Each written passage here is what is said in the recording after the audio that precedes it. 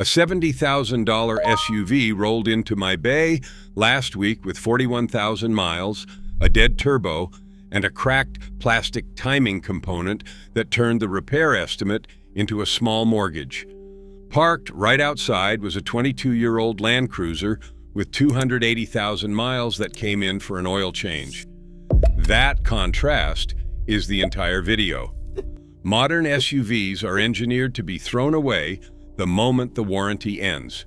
These 6 were built like the engineers expected to be sued if one ever broke. Let's count them down. I've been turning wrenches for a long time, and there's a specific kind of vehicle that makes a mechanic quietly nod when it rolls onto the lift. Not because it's exotic, because it's honest. Iron where iron belongs, a belt or a chain instead of a plastic prayer, a frame you could stand a house on. The industry spent the last 15 years shaving weight, adding turbos, cramming touchscreens into everything, and calling it progress.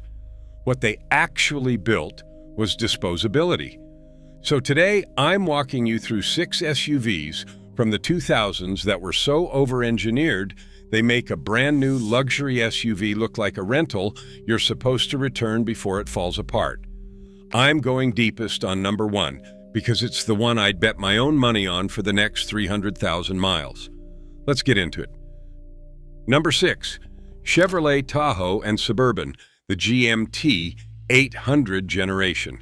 Number 6 is the one most people already drove, rode in, or got picked up from soccer practice in, and never once thought about how absurdly durable it actually is.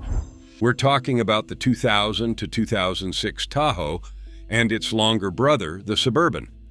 And the reason mechanics respect these has nothing to do with luxury and everything to do with what's under the hood. That's the Vortec 5300, engine code LM7, a member of GM's Gen 3 small block family, the same LS architecture people yank out of these trucks and drop into hot rods because it refuses to die. It's a deep skirt iron block with aluminum heads, a pushrod V8 with basically no complexity to fail. No turbo, no timing belt, a timing chain that lasts, port fuel injection that doesn't cake up your valves like the direct injection engines everybody builds now. I had a customer with a 2004 Suburban, 260,000 miles, used it to tow a landscaping trailer 5 days a week. He brought it in, convinced the engine was finally done. It wasn't. It needed a fuel pump and a set of plugs. That was it. The 5.3 in these things regularly crosses 300,000 miles with nothing heroic done to it. Now let me be straight with you, because that's the whole point of this channel.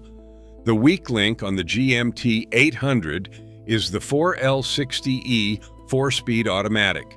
It's not a bad transmission, but if you tow heavy and neglect the fluid, it'll tap out somewhere around 150,000 to 200,000. Here's why I don't care.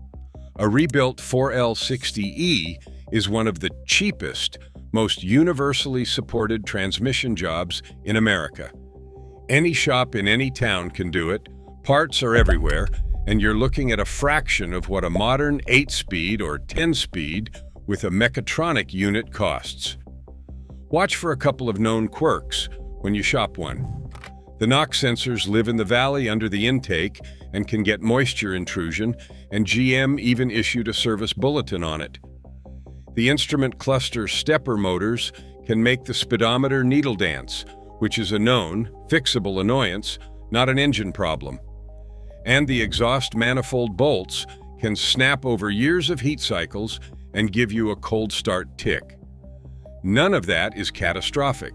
All of it is cheap. You can buy a clean GMT 800 Suburban right now for less than the down payment on a new one, and it'll outlast the new one by a decade. That's number 6, and honestly, it's just the warm-up. Number 5, Toyota Sequoia, first generation. If the Tahoe is the workhorse, number 5 is the workhorse that graduated with honors. The first generation Sequoia, built from 2001 to 2007, is one of the most quietly overbuilt family SUVs Toyota ever made, and the market is only just now waking up to it. Used values on clean examples are climbing instead of falling. Here's the backstory that matters. When Toyota designed this thing, their engineers literally studied the Tahoe and the Ford Expedition to figure out what American families wanted, then built it on the first-generation Tundra's body-on-frame platform with a solid rear axle. And they gave it one engine, the 2UZFE. You're going to hear that engine code a lot in this video, and by the end you'll understand why it deserves its own fan club. The 2UZ is a 4.7-liter V8 with a cast-iron block and a forged steel crankshaft. Toyota's engineering brief was almost comically simple. Build a V8 that runs forever, tows without complaint, and tolerates owners who forget it exists. It's understressed by design, which is why these engines routinely see 300,000 to 400,000 miles, and there are documented cases of the family crossing 1 million. In the Sequoia, it made around 240 horsepower early on, then jumped to 282 in 2005 when Toyota added variable valve timing and a 5-speed automatic. It'll tow 6,500 pounds all day. I had a 2005 Sequoia in my shop with 240,000 miles, where the original owner did nothing but oil, the timing belt at the recommended interval, and brakes. The engine was tighter than half the 80,000-mile crossovers I see. Two things you absolutely check before buying one, and I mean this. First, the frame. These early Sequoias, like a lot of Toyotas from that era, can develop serious rust on the frame rails in salt states. Surface rust is normal on a 20-year-old truck. Flaking, scaling, structural rot near the rear suspension mounts is a walkaway, no exceptions. Second, and this is the one nobody warns you about, the radiator. On these, the transmission cooler is built into the radiator, and when it fails internally, coolant and transmission fluid mix into a thick pink sludge owners nicknamed the pink milkshake. That mixture can destroy the transmission. The fix is preventive and cheap. Replace the radiator on schedule, around every 150,000 miles, before it can happen. Do that, keep the belt current, and this thing is close to immortal.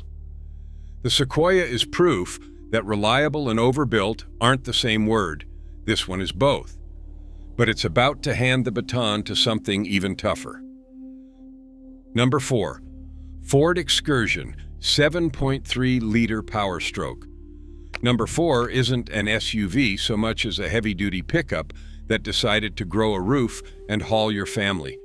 The Ford Excursion was the biggest SUV Ford ever built, and the one you want, the only one you want if we're talking overbuilt, is from 2000 to 2003 with the 7.3-liter Power Stroke Turbo Diesel. This is the SUV built on the Super Duty F250 and F350 chassis, which means underneath your kids' car seats is a commercial-grade truck platform. That 7.3 Power Stroke is a Navistar-built diesel, and it's a legend for one reason: it just doesn't quit. It made around 250 horsepower, but a massive 505 pound-feet of torque in this application.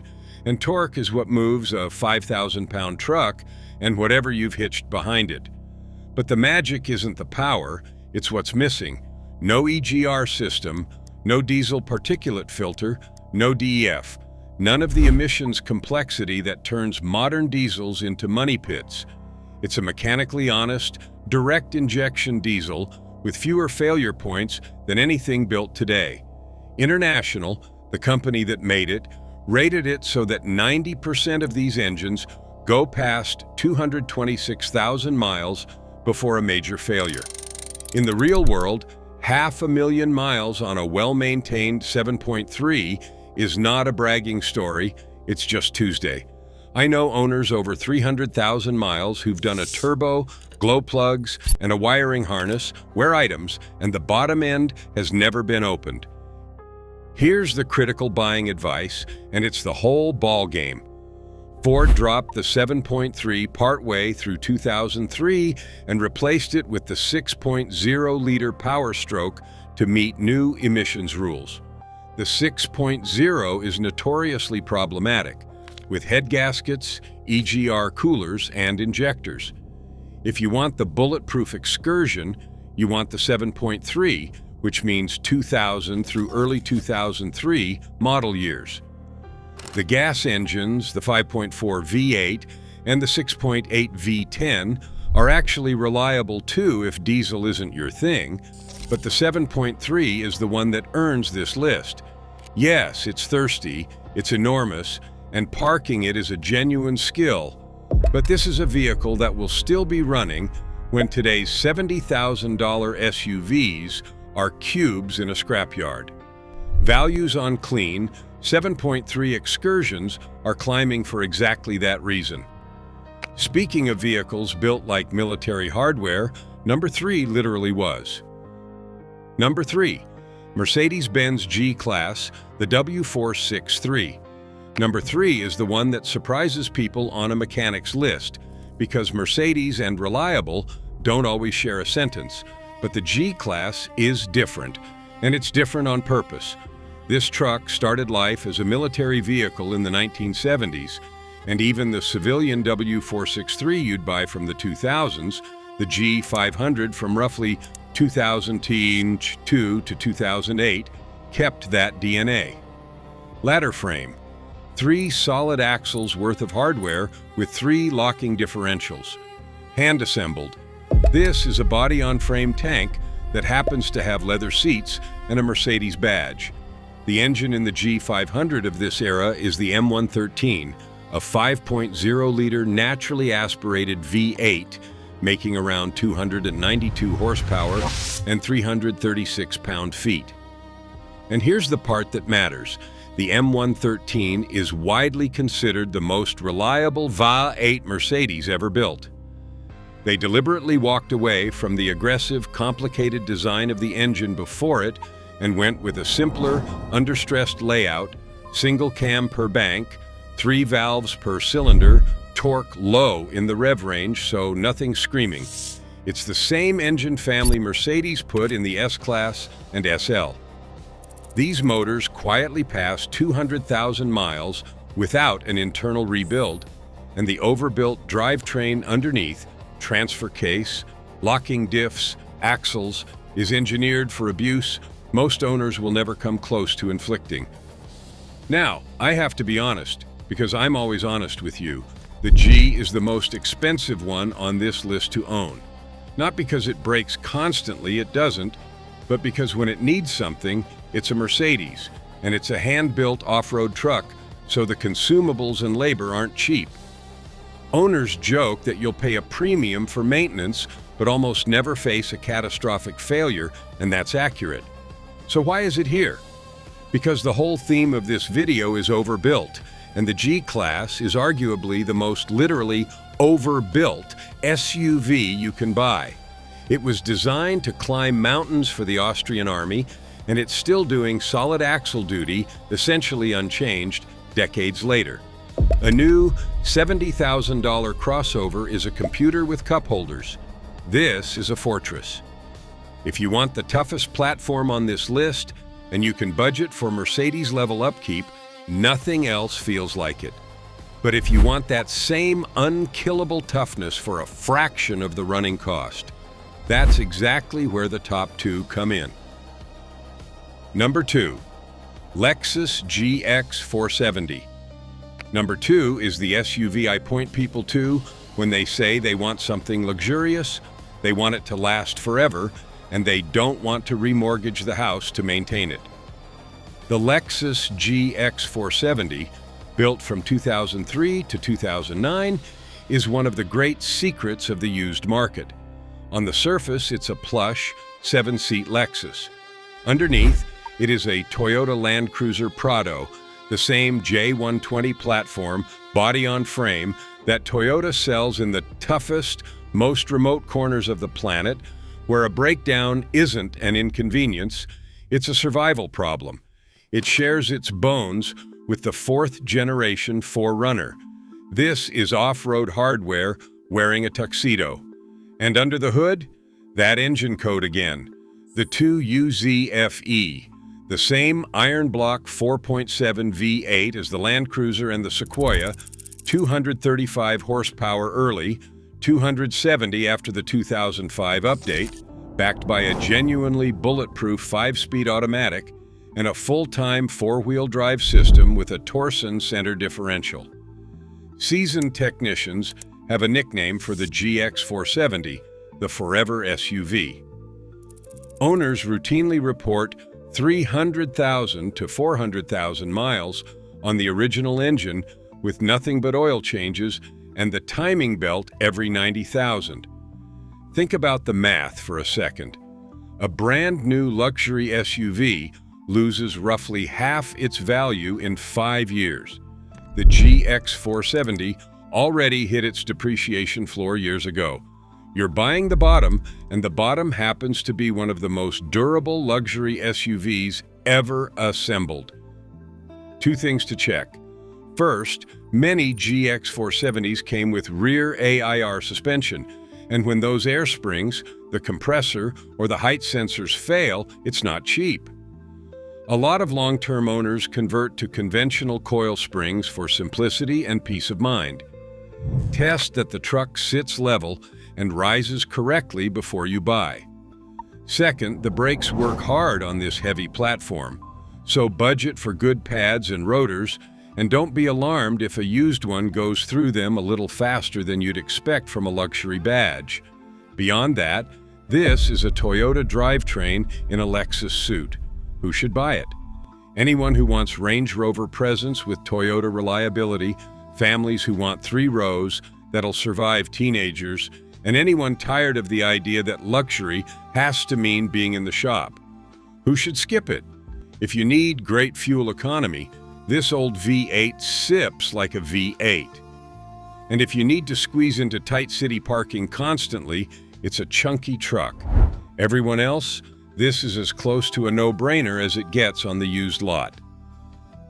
Which brings us to the one that started this whole video. The King. Number 1. Toyota Land Cruiser 100 Series. Number 1 is the SUV that every other vehicle on this list is in some way trying to be. The 100 Series Land Cruiser, built from 1998 to 2007, is, in my professional opinion, the most overbuilt, most durable full-size SUV ever mass-produced, full stop. This is the truck the United Nations, aid organizations, and desert expeditions rely on precisely because it does not break in places where breaking down could kill you. Toyota built it with a bank account and a mandate. Make something that lasts longer than the people who buy it. And they did. It runs the 2UZFE, and this is the vehicle where that engine reaches its final form. Cast iron block, forged steel crank, aluminum heads, no turbo to blow, no direct injection carbon problems, a design so understressed that the timing belt is basically the only scheduled thing standing between you and 250,000 trouble-free miles. I'm not repeating 300,000 miles out of habit. With the 100 series, it's the baseline expectation, and 400,000 plus with heavy use and routine service is genuinely common. The full-time 4-wheel drive system with its torsion center differential is built to the same standard as everything else. Overkill on purpose. Let me tell you about the truck that made me a believer. A customer's father-in-law had a 2005 Land Cruiser, bought new, 310,000 miles, driven hard, towed a boat every summer. He passed it down. I did a full inspection, expecting a project. The suspension was tired, and it needed fluids and a belt. The engine and transfer case? Perfect. The owner asked what it would take to get it to $500,000. I told him honestly, just keep doing the belt and the oil. That's not marketing, that's the truck. Here's the inspection checklist if you go hunting for one. First, the frame. Same story as the Sequoia. In salt belt states, these can rust. and structural rot is a hard no. Find a Southern or Western truck if you can, or one that lived a garaged life. Second, confirm the timing belt history. If there's no record of it and the mileage is up there, factor in a belt and water pump job. It's routine and worth every penny for the confidence. Third, check the suspension. Some came with height control systems, and worn components are normal at high mileage but negotiable. Fourth, my pro tip. The best 100 series were owned by people who could afford to maintain them and did. Look for the clean history, well-documented example. A pampered Land Cruiser with 150,000 miles is barely broken in. Now, the honest downsides, because I owe you those. It drinks fuel. It's a heavy body-on-frame V8 from 2003, not a hybrid. It's big. And because the world has finally figured out how good these are, the cheap ones dried up. Clean 100 series values are climbing, and the truck is genuinely appreciating. But here's my final take. If you handed me the price of one new $70,000 SUV and told me to buy a vehicle to drive for the next 20 years, I wouldn't touch the showroom. I'd find the cleanest 100 series Land Cruiser in the country, do the belt and the fluids, and I'd still be driving it long after that new SUV was recycled into appliances. So there they are. 6 SUVs from the 2000s that were so over-engineered, they expose modern luxury for what a lot of it has become. Complex, fragile, and designed to be replaced.